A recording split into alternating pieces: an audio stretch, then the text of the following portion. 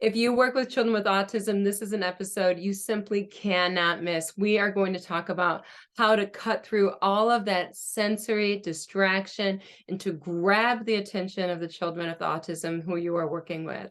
This is so important because if you don't have attention, you're not going anywhere. Attention matters. And when you have improvements in attention, you're going to get improvements in joint attention, improvements in socialization, improvements in more complex play, improvements in motor skills, improvements in language expression and language comprehension, and in speech. You are going to get basically a cascading impact in which every area of the child's life is going to be improved upon if you're able to grab their attention.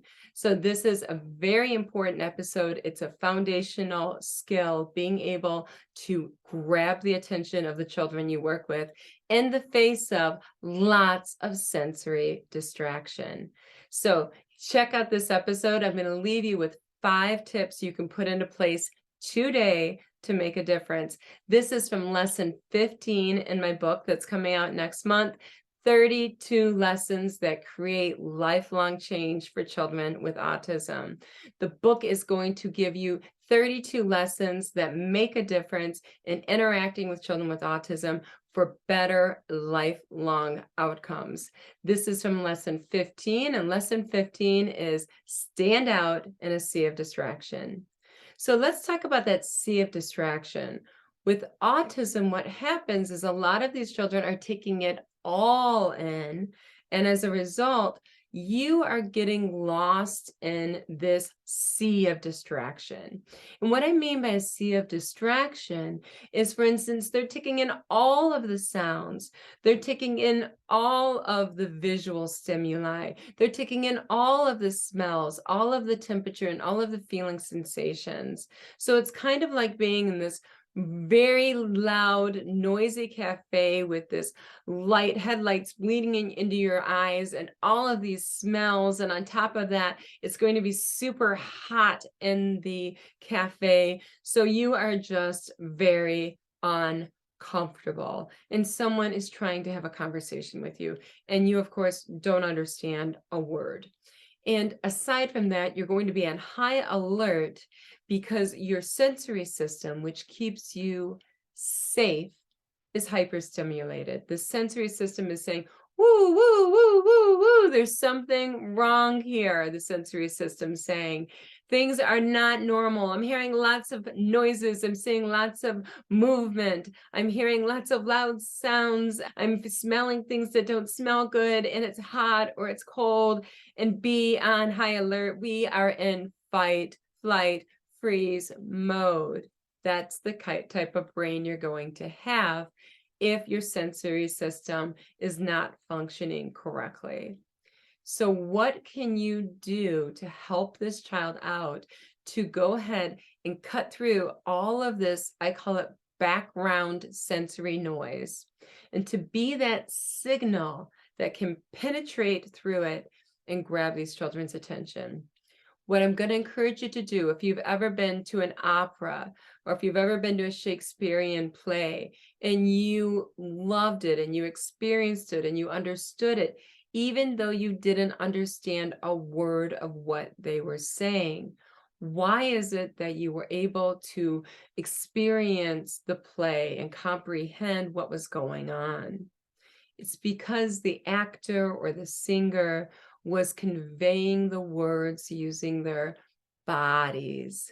So they were using their bodies, they were using song, they were using dance, and their movements were very large, so that you sitting back there in balcony ZZ, where the seat is a couple $100, even though you're in the back row in the balcony because tickets are expensive, that row, that seat, you're getting it all. And the reason you're going to get it all is because the movements are large, they are loud in their voice, they're loud in the sound, they are cutting through the sea of sensory distraction to reach you in row ZZ.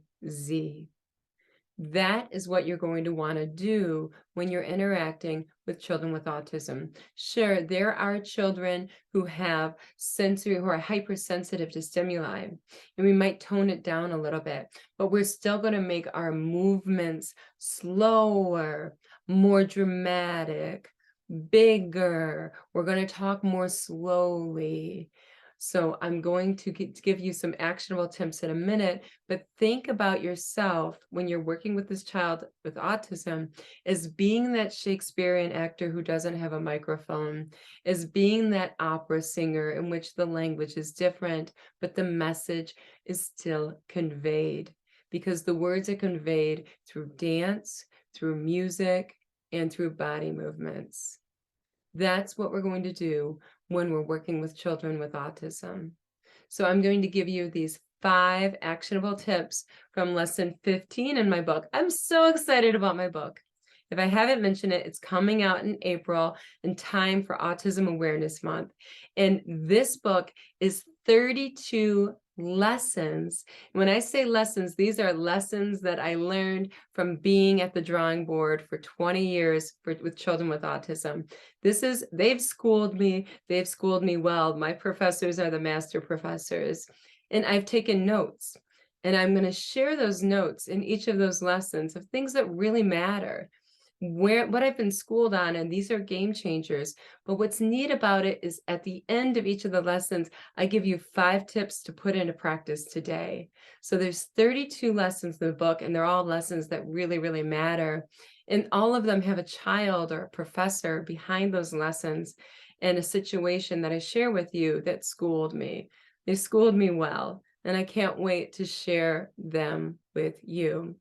So that is the book that I keep talking about. The neat thing about the book is I don't think it needs to be War and Peace. It doesn't need to be a big novel. The book is skinny and small and tiny and digestible so that you can get what do you need to know in a minute or less, and the 5 tips that you can put into place in less than 5 minutes. And then you can go on and get on your way and do what you're meant here to do, which is to make the world a better place. So I'm excited about the book. Let's dive in to these 5 tips. Okay. So the first tip is knowing that the children are in this heightened state because their sensory system is not functioning correctly. So they might be in the amygdala, reptilian brain, fight, flight, freeze mode. Right? What we're going to want to do is pay close attention to your voice. So you're going to want to have a voice that is very pleasant. Also, your facial expression. So a lot of times, like for instance, when I'm thinking, and my husband does the same thing, we frown a little bit because we're thinking about something really hard, and people think you're angry at them. So just pay attention. You think you're making a neutral facial expression. For a child in a heightened state, that could be something that's very scary. It seems like an angry or mad facial expression. So what you're going to want to do is keep a really open facial expression and keep a very positive vocal tone. So keep that in mind in thinking about they might be in a heightened alert state. So you're going to want to have a very pleasant facial expression, a pleasant voice. So that's tip 1. Tip 2, think about your body movements. For instance, are your shoulders hunched forward? It's almost like this attack mode, like I'm going to get you. Think about how you move your palms. Are you moving your palms downward fashion, which is kind of like attack? So when you go to hold a child's hand, are you going at the child like leopard paw, going down on the child, or is your palm up? It might not seem like a big deal to you, but it is to a child who's in an alert state due to their sensory system not functioning correctly. Is if you're having a palm down on them, that's like, I'm going to hit you. I'm going to attack you. When your palm is up, it's a sign I'm here to help you. So think about your gestures. Your shoulders hunched forward, like I'm going to attack you, I'm going to go at you. Or I call it open heart. Are your shoulders back? Like I'm vulnerable, I'm open to you. So think about your body language. It really, really matters. These children are just trying to be safe right now. And if you're sending a message that you're not safe, then that could be easily conveyed through these palm down motions, hunched forward motions. So let's go into tip number 3. Increase your volume and speak slowly in a more exaggerated vocal manner. Now, we're doing that because they're taking every sound in the room in, the sound of the lights that they hear, the microwave that's 4 doors down, the ambulance that's a mile away. Because they're hearing every sound and auditory overload, you want to be louder than that background noise. You want your signal to pierce through it. So what I do, for instance, if I'm saying, look at that, I would say something like this. Look at that. So that it's like I'm kind of like yelling it, making it bigger, and I'm making it longer. So it's standing out. It's kind of like this big balloon, your language is, that you're blowing up. Like, do you see this? So use your language louder, use your language slower, and use your language bigger. Blow it up. Blow that language up so that it stands out in the sea of background auditory noise that they're taking in. Okay, tip number 4, move your body with the words. So if I'm saying, look at that, I'm going to get the binoculars with my hands over my eyes and say, look. Or I might put it up like I'm doing an airplane. I'm telling an airplane where to go. And then I'll point at it finally, that. And I'll point to the big that.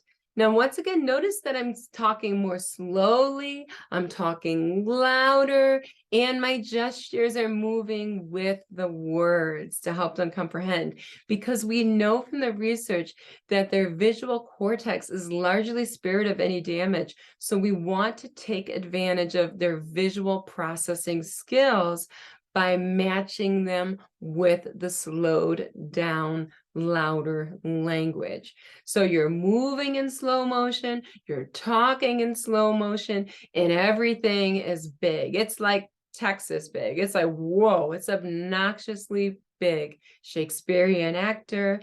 You're in Balcony Row ZZ.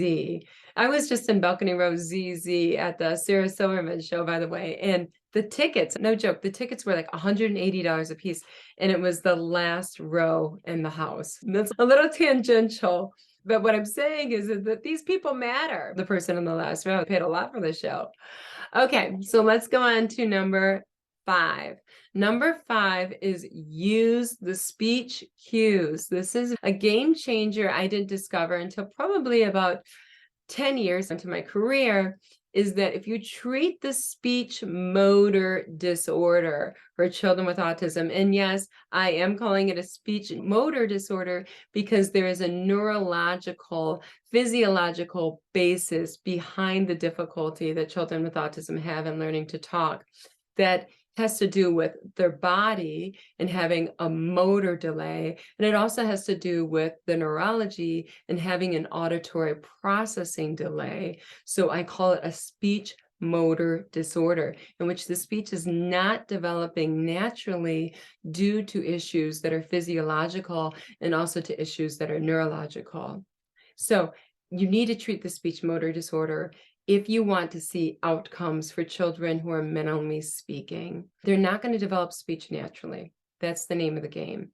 And when you do that, what you're going to find are huge gains in expressive language development. So these are children that are just not simply going to learn to talk from hearing the words in the environment. And that's because of the auditory processing difficulties. And that's also because of the motor coordination difficulties and the motor delays that are inherent in populations with autism. So treat the motor speech disorder. If you want to help these children with autism, we can no longer pretend that there is no motor speech disorder when we're working with these children who are minimally speaking. So back to what are we going to do about it? Show them the cues of what to do with their mouth. So if I was saying, look at that, I would put an L on either side of my mouth and I'd pull it out and say, la, to to let them know that I'm retracting the lips and elevating the tongue. I would show them and make it really big with my hand what's going on in that mouth. And slow and loud and long. Here it goes. La.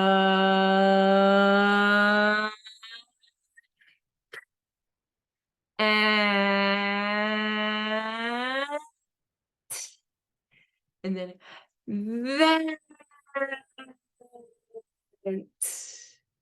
So I'm showing them exactly what to do with the mouth, using slow gestures, using large gestures, and using long gestures. So everything is bigger. It's like everything's bigger in Texas. Everything is bigger in working with children with autism because we're cutting through the sea of distraction. So those are the 5 tips, and that is from lesson 15 in my book that's coming out next month. It's so good. I am so excited about this book because it really did take 20 years of working with children with autism to write it. It's kind of like this sauce that develops over time. And last year is when I wrote the book, and it wasn't ready yet. I needed more time with my master professors. I needed more time with the children with autism to really clarify messages they're telling me in the interactions. You have these theories and you have to put them through the test and you have to research them. You have to get feedback from your professors, which are my children with autism. I'm so happy because now is the time to share these lessons. I can't wait for you to get these lessons. I can't wait for you for every single lesson to get the 5 tips that you can put into practice right now. So take these 5 tips, roll up your sleeves, and make the world a better place, one child at a time, and you know that you are always first.